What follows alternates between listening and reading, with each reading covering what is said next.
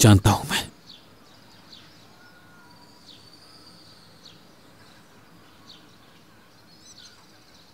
जब तुम मेरे सामने होती हो मेरा दिल बहुत बड़ा और मजबूत हो जाता है Rehan.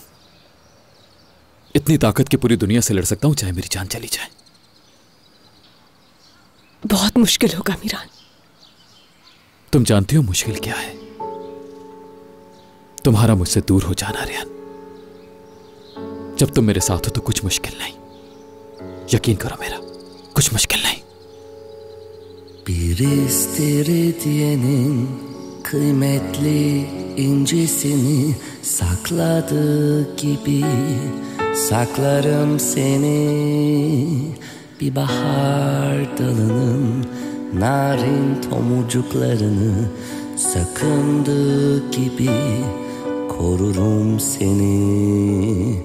Çok derin derin, derin derin derin derin derinlerimde ellerin bir armağan gibi Tanrı'dan bana. Kış güneşinde altın kirpiklerin. Ben seni çok sevdim, ben seni çok sevdim. Belki zordur anlaması sessizliğimden. Ben seni çok sevdim, ben seni çok sevdim. Sen oku kelimeleri gözlerimden.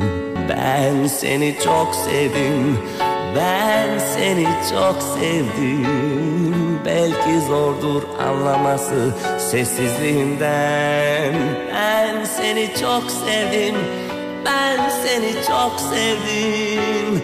Sen oku kelimeleri gözlerinden.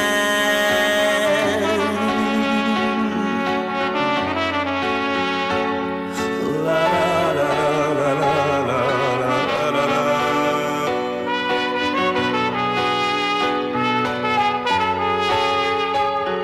Sen oku kelimeleri